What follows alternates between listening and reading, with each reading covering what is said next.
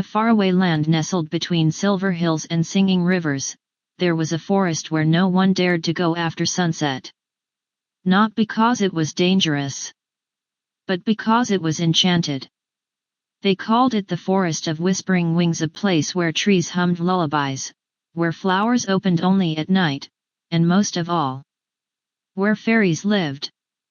Tiny, dazzling, glowing fairies with wings like butterflies dipped in stardust. People from nearby villages whispered stories about them, how they flew faster than light, healed wounded animals, and vanished in a shimmer if anyone got too close. But no one had seen one in 100 years. Until a girl named Lila wandered in. Lila was just 11, curious and clever, with a heart full of questions and a backpack full of bread rolls and notebooks. She loved to explore, especially places she wasn't supposed to.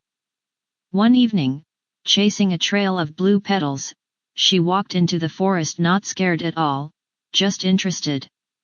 The moment she stepped beneath the first arch of glowing vines, everything changed. The wind hushed. The fireflies danced in circles. And a soft voice whispered, almost too faint to hear, "A seeker has entered. The heart is true. The wings may be revealed." Lila blinked. Wings. She took another step. Suddenly, the forest lit up, trees shimmered, leaves sparkled like stars, and from behind a mushroom circle rose hundreds of tiny lights. They weren't fireflies. They were fairies. One of them flew close, a small girl with silver hair, a violet glow, and the softest wings Lila had ever seen. She smiled shyly. "You can see us." "I think so," Lila whispered. "You're real." "We've always been real," the fairy said. "You just have to believe with the right kind of heart." Lila knelt down. "What's your name?" "I'm Thistle," the fairy said, fluttering into her palm. "And you've arrived just in time." "Time for what?"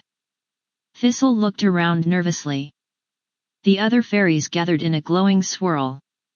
"The Moonflower Queen is fading. And if she disappears, the forest will lose its magic. Forever." The Moonflower Queen was the fairy who kept the forest alive. She bloomed every 100 years when the moon was full and golden, singing the song of light that charged the forest with enchantment. But this time, she was too weak. Her glow had dimmed. Her song had fallen silent. And the fairies had tried everything: moon nectar, lightning dust, even dragon snores, but nothing worked. "Maybe it needs something human," said Thistle. "A real heart." Lila placed a hand over her chest. "I don't know if I'm special." "You are," Thistle said. "You found us."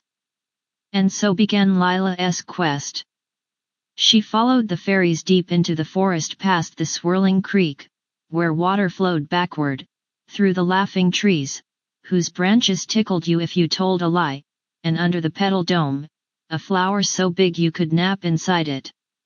They reached a hidden grove, lit only by the moon. There, in the center, lay a fairy as tall as a tulip, glowing dimly, her wings wilted like paper in rain.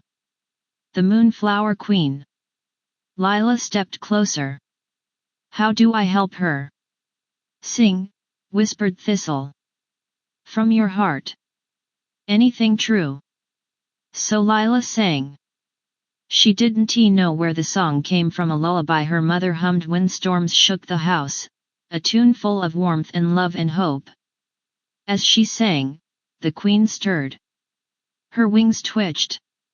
The flowers opened. The forest glowed. And the fairies rose into the air, swirling in joy. The Moonflower Queen opened her eyes. She looked at Lila with a smile as soft as moonlight. "Your song carried truth. And truth brings magic." She touched Lila's forehead, and a single shimmer of light sank into her skin. "Thank you, child of both worlds. You may always return." The fairies clapped, twirled, and sprinkled glittering petals through the air. Lila bowed. And then, just like that, the forest gently led her home. Back in her bed, Lila opened her notebook and wrote, "Fairies are real. Magic is truth. I saw the Moonflower Queen." And tucked inside her pocket was a single violet feather, still warm. They say Lila visits the forest every full moon. Sometimes with bread rolls. Sometimes with songs. And sometimes, if you're very quiet, you can hear her laugh echo through the trees. The fairies still dance. The wings still whisper.